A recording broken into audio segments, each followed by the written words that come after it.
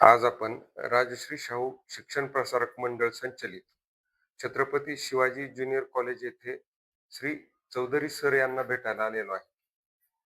Sir, 10वीच्या निकाला अगोदर 11वीचे registration का आणि कशासाठी करायचे? खरं पाहिलं तर हे रजिस्ट्रेशन निकालापूर्वी बनवण्याचं शासनाचा निर्णय कशासाठी आहे, तर गेल्या वर्षी 11वीची ऑनलाईन प्रोसेस ही सेंट्रलाइज पद्धतीने महाराष्ट्रात ऑनलाईन पद्धतीने झालेली आहे. मग ती होत असताना पहिल्याच वर्षी प्रयोग असल्यामुळं असं झालेलं आहे, की ॲडमिशनमध्ये भरपूर अडथळा आला. साईट न चालणे यामुळं ॲडमिशन प्रोसेस जवळपास ऑगस्ट महिन्यापर्यंत चालली आणि मग हे ऑगस्टपर्यंत आणि काही राउंड तर सप्टेंबर, ऑक्टोबरमध्ये पण चालले. तर यामुळं काय झालं, की विद्यार्थ्यांना 11वीचा जो कालावधी मिळणार आहे, अभ्यास पूर्ण करण्यासाठी जो मिळणार आहे, तो पुरेसा मिळाला नाही. मग हे शैक्षणिक नुकसान होऊ नये म्हणून यावर्षी अ, शालेय शिक्षण विभागाने निर्णय घेतला, की निकाला अगोदरच अ, पहिला पार्ट तरी भरून घ्यावा. विद्यार्थ्याची माहिती भरून घेण्याचा निर्णय घेतलेला आहे. निकाल लागल्यानंतर मग त्याची मार्कशीट येणार आहे, टी-सी मिळणार आहे. डॉक्युमेंट अपलोड करण्याचा पार्ट, कॉलेज निवडण्याचा पार्ट हा नंतर घेतला जाणार आहे. त्याच्यामुळं पहिला पार्ट तरी भरून घेण्याची प्रोसेस केलेली आहे. सर, रजिस्ट्रेशन करण्यासाठी कोणत्या वेबसाईट आणि काय कालावधी आहे त्याचा? अ, 11वीचे ऑनलाईन रजिस्ट्रेशन करण्याची साईट MahaFYJC admissions.in ही साईट आहे. त्या साईटवरून तुम्ही रजिस्ट्रेशन स्वतः करू शकताय किंवा कॉलेजमध्ये जाऊन करू शकताय. अ, अ, आम्ही आमच्या कॉलेजबद्दल सांगतो, की गेल्या वर्षी जवळपास 500 ॲडमिशन्स आम्ही त्याची नोंदणी ही मोफत केलेली. मुलांना मोफत नोंदणी. त्याने आमच्या कॉलेजला ॲडमिशन घेऊ नाहीतर नाही घेऊ, त्यांना मोफत नोंदणी करून दिली होती आम्ही. अ, आणि शिक्षण विभागाने सुद्धा गट शिक्षण अधिकारी कार्यालय या ठिकाणी काही केंद्र उपलब्ध करून दिले, की ज्या ठिकाणी 11वीच्या ॲडमिशन बद्दल त्यांना माहिती मिळू शकते. सर, 30 एप्रिल रोजी ऑनलाईन मुदत संपली होती. मग ती का वाढवण्यात आली? अ, जवळपास 1 महिन्याचा कालावधी मिळाला होता मुलांना, की रजिस्ट्रेशन करण्यासाठी. परंतु प्रसिद्धी अपुरी पडलेली आहे. म्हणजे शिक्षण विभागाने भरपूर प्रयत्न केला, परंतु प्रत्येक पालकांपर्यंत हा मेसेज गेलेला नाही, की नोंदणी करणं आवश्यकच आहे किंवा केली पाहिजे, रजिस्ट्रेशन केलं पाहिजे.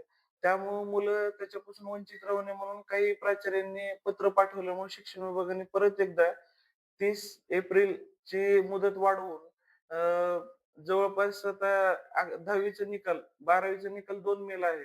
त्याच्यानंतर एक 8 दिवसांनी 10वीचा निकाल लागत असतो. तर जोपर्यंत निकाल लागत नाही 10वीचा तोपर्यंत नोंदणी चालू ठेवा असा निर्णय आणि पत्र पण प्रसारित केलेलं आहे. सर, फॉर्म भरतेवेळी काय काळजी घ्यावी लागेल?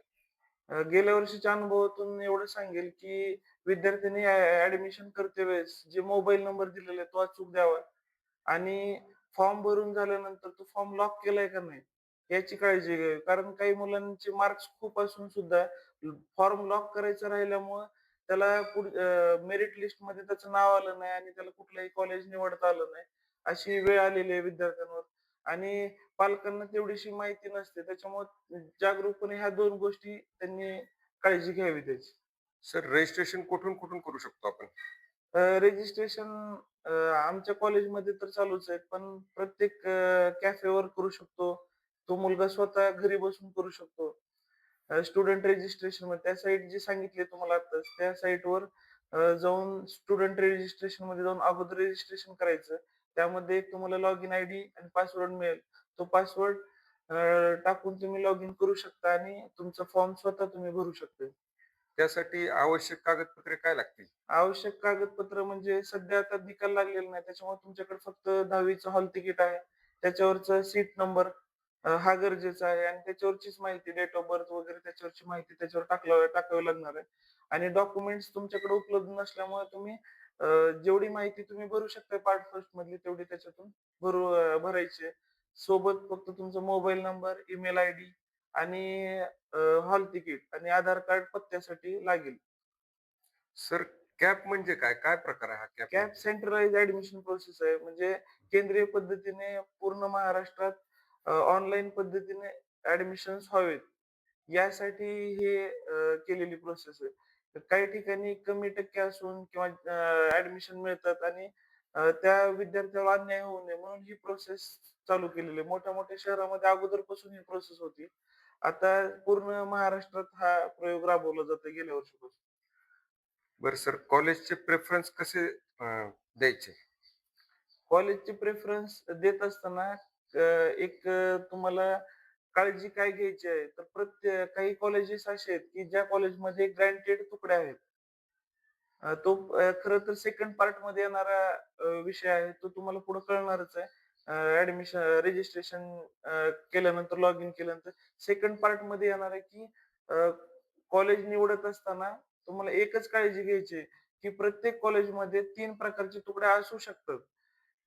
ग्रँटेड तुकडी, नॉन ग्रँट तुकडी आणि स्वयंअर्थचलित म्हणजे सेल्फ फायनान्स ज्याच्यामध्ये फीस असते. म्हणजे काही कॉलेज ग्रँटेड आहेत. मग त्या ग्रँटेड कॉलेजला तुम्हाला फीस काहीच नसणार आहे.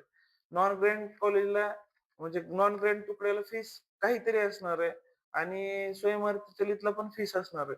मग काय होतं ज्यावेळेस तुम्ही रजिस्ट्रेशन करताय किंवा कॅप राउंडमध्ये तुम्ही कॉलेजचे प्रेफरन्स निवडताय, त्यावेळेस कॉलेजचं फक्त नाव बघताय. तुकडी ग्रँटेड आहे का नॉन ग्रँटेड हे बघत नाहीत. त्याच्यामुळे मुलाचं असं होऊ शकतं, की एखाद्या मुलाचं ग्रँटेडला लागण्याचे एवढे मार्क आहेत, परंतु त्याचा नंबर कुठे लागू शकतो?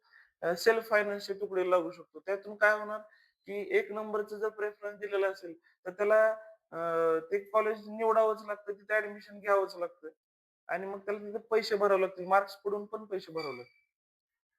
धन्यवाद सर.